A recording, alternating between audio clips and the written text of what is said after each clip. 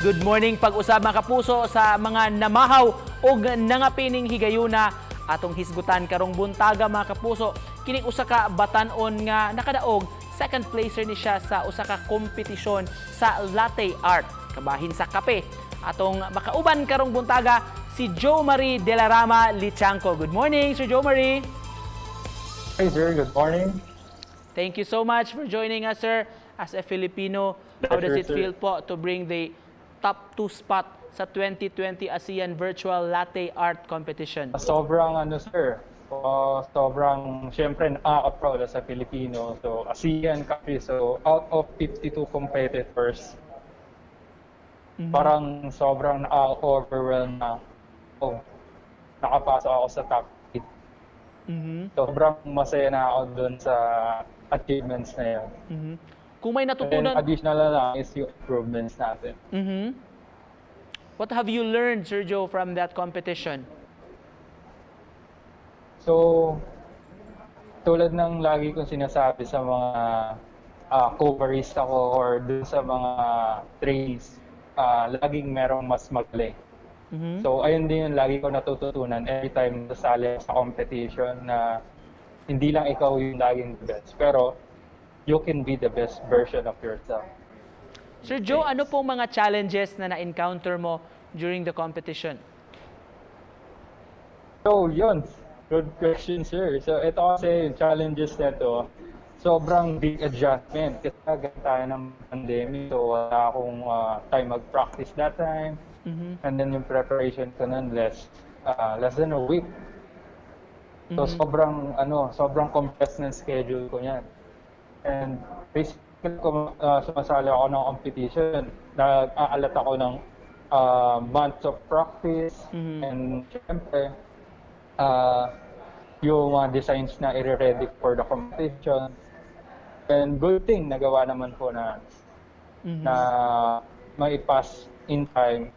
Let's talk about yourself, Sir Jo. Kailan ka nagsimula sa coffee industry at paano nagsimula yung interest mo sa latte art? Actually, sir, way back 2015. So, ang passion ko po talaga is bartending, paggawa ng alcoholic beverage and non-alcoholic beverage. Can you tell us more about itong art mo sa latte art? Paano ito ginagawa, sir? So, kailangan talagang keen ka sa details. Yes, sir. For me, first of all, gagawa muna ako ng sketch ng design. So, sketch ng design sa paper natin. And then, dun sa sketch ko na yun, nag-i-input na ako ng mga basic designs. Kanyari, meron kasi tayong tulips, rosetta, and then heart design na basics. So, yung tatlong basics na yun, combine ko siya into one to create a good and parang bago sa paningin ng tao na designs. Like, gagawa ko ng figure of an animal, and minsan, pwedeng cartoon, anime na itsura, like Mario. So, pwede pong bigyan ng twist talaga pag malawak ng creativity mo.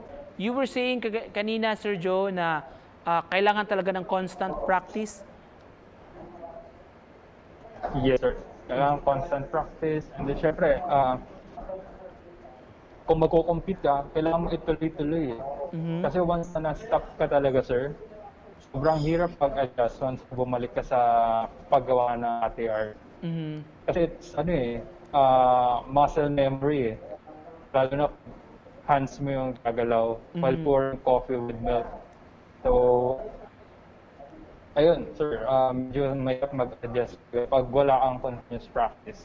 You've been joining competitions naman, sir, ba, even before, pero is this the first time na nag-virtual kayo? Yes, sir. This is the first time na nag-virtual. Normally, actual yung laging competition. Like Philippine National Latte Art Championship. And then, syempre, World Latte Art Championship. So, parang mas nakaka-kaba. Or mas mataas yung pressure na nasa iyo in World at Philippine National. Pero syempre, itong ASEAN, since first time na, parang nakaka-pressure din, sir. Kasi from quarantine and then sabak agad sa competition virtually. Alright, coming from you, sir, kung may mga realizations, mga natutunan ka sa journey mo ito that we would like to share to our viewers this morning, anong gusto mong mensahe po sa mga nanonood sa atin? So yun, sa mga barista out there, lalo in Cebu. So hello guys. So continuous learning lang tayo and then tuloy-tuloy natin. Alright, and with that, we'd like to thank you, sir. Congratulations po, Mr. Jo Marie De La Rama Lichanco. Thank you so much for joining us. Thank you, sir.